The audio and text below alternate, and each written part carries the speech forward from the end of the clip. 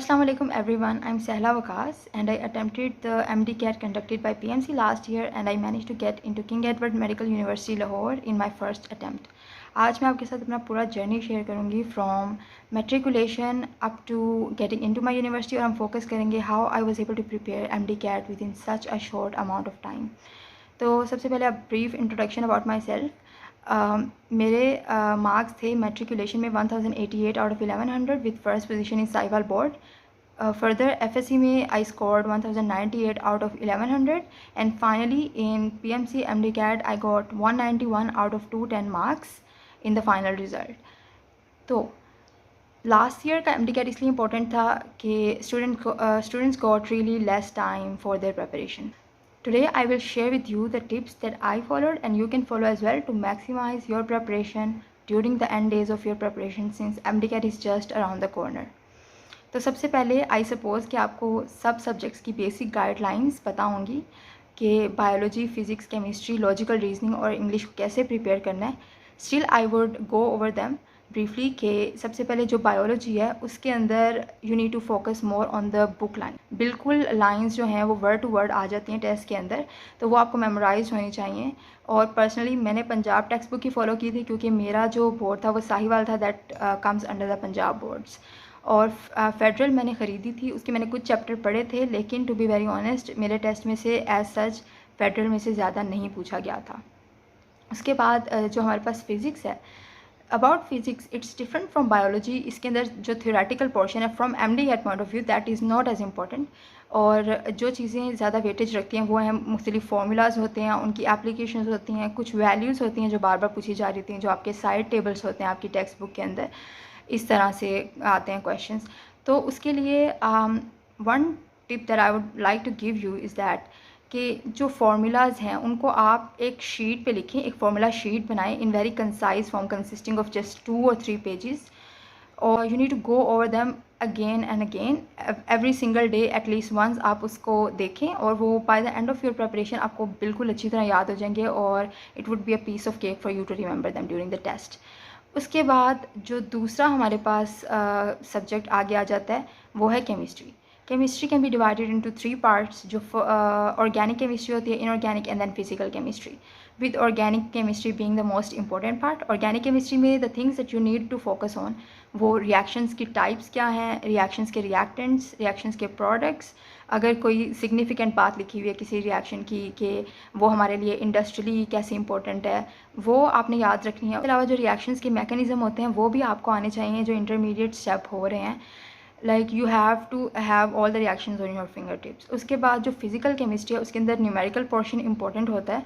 I remember that I had 2 numericals in the PMC test जो कि physical chemistry में से आए थे। उसके अलावा जो इनऑर्गेनिक केमिस्ट्री है that is the least important but still important part है। अगर आपके पास ज़्यादा टाइम है तो इस पर भी फोकस करें। उसके अंदर ट्रेंड्स इंपॉर्टेंट होते हैं और बेसिकली जो मेमोराइजेशन बेस्ड थिंग्स होती हैं वो इंपॉर्टेंट होती हैं, जैसे सर्टेन एग्जांपल्स हैं, चीज़ों के कलर हैं, फ्लेम्स के कलर्स एंड ऑल दैट, तो वो इम्पोर्टेंट होता है इनऑर्गेनिक केमिस्ट्री के अंदर। अब मैं आपको कुछ ऐसी टिप्स दूंगी जो मैंने पर्सनली खुद फॉलो की थी। फ़र्स्ट ऑफ़ ऑल अपनी प्रिपरेशन जो मैंने की थी वो मैंने किप्स 30A कैंपस से की थी लाहौर से, और मैंने अपनी प्रिपरेशन को सप्लीमेंट किया था विद दिस ऑनलाइन प्लेटफॉर्म जो टॉप ग्रेड है। इसका नाम दे offer MD-CAT preparation videos, lectures and also question banks. तो मैंने बेसिकली उनका क्वेश्चन बैंक यूज़ किया था। उसके अंदर इट वॉज़ अ रियली बल्कि क्वेश्चन बैंक और बहुत सारे इसके अंदर क्वेश्चन थे, और उसका फ़ायदा मुझे ये हुआ था since my academy was really far away from my home, तो बहुत ज़्यादा टाइम वेस्ट हो जाता था। तो since my phone had the top grade website और उसके अंदर मेरा अकाउंट था, तो मैं उसके ऊपर क्वेश्चन सॉल्व करती रहती थी और उससे मेरी बहुत ज़्यादा प्रैक्टिस हो गई थी। इवन इतनी प्रैक्टिस हो गई थी कि रिफ्लेक्सेस बन गए थे कि जो MCQ आपने बहुत बार सॉल्व किया हुआ है वही टेस्ट में आ रहा है, you don't even have to think twice और आप उसको सही करेंगे।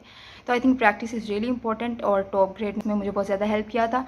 ये सिर्फ मेरी पर्सनल ओपिनियन है and I think it's quite affordable and totally worth it. It's up to you कि आप इसको यूज़ करना चाहें या नहीं। उसके बाद जो किप्स की प्रैक्टिस बुक्स हैं that those ones are really important. उनकी prep books are not as important I would say, लेकिन जो प्रैक्टिस बुक्स हैं वो आप ट्राई करें कि आप उनको इंटायरली सबको सॉल्व करें including the past papers.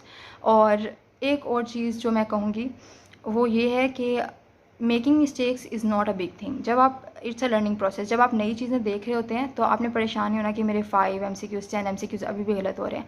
But you have to try कि जो मिस्टेक आपकी एक बार हो गई है वो अगर रिपीट हो रही है तो दैट्स अ कंसर्निंग थिंग। तो उसके बारे में आपको फ़िक्रमंद होना चाहिए and you need to make sure कि वो मिस्टेक दोबारा ना हो। उसके लिए मैं क्या करती थी कि आई हैड दिस नोटबुक जिसके अंदर मैं अपनी सारी मिस्टेक्स, उसके अंदर मैंने सेक्शंस बनाए हुए थे सब्जेक्ट वाइज, और उसके अंदर मैं अपनी सारी मिस्टेक्स नोट करती थी। और जब भी उस यूनिट का दोबारा टेस्ट होने लगता था I would go over them once और ट्वाइस, और मैं ट्राई करती थी कि ये मिस्टेक जो है वो दोबारा ना हो। On just before your last day of preparation उसको आप देखें और रिव्यू करें सबको। उसके बाद फिज़िक्स में एक इम्पॉर्टेंट चीज़ है जो न्यूमेरिकल्स हैं। उसके अंदर सर्टेन मैथमेटिकल प्रोसीजर्स और स्टेप्स करने होते हैं आपको, जैसे इन्वॉल्विंग डेसिमल्स, फ्रैक्शंस। तो उसके लिए कुछ चीट आई गेस फार्मूलाज होते हैं या फिर उसके सर्टेन ट्रिक्स होती हैं जो आपके एकेडमी टीचर्स भी आई होप उन्होंने आपको बताई होंगी, और you can watch on YouTube plenty of videos out there जो आपको गाइड कर सकती हैं। And lastly the most important thing, when you're done with all of your preparation, the attitude that you have on your test day, that counts I think the same weightage as your preparation। अगर 50% आपकी preparation matter कर रही है तो उसके साथ 50% आपकी state of mind कैसी है on the test of day। क्या आप काम है, are you able to control your nerves, और are you able to think clearly. क्योंकि अगर आपको सब कुछ याद है और आप पैनिक कर रहे हैं तो you would not be able to recall it on the right time. तो आई वुड से आई क्योंकि पढ़ते सभी हैं बहुत ज़्यादा, MD-CAT is really important thing. और even I had friends that are dedicated like more than 1 year, वो बहुत अरसे से MD-CAT की प्रिपरेशन कर रहे थे। लेकिन उनमें से भी जो द पीपल हु सक्सीडेड, उनमें वही थे लोग जो दे बिलीव्ड इन देमसेल्व्स और जो काम थे।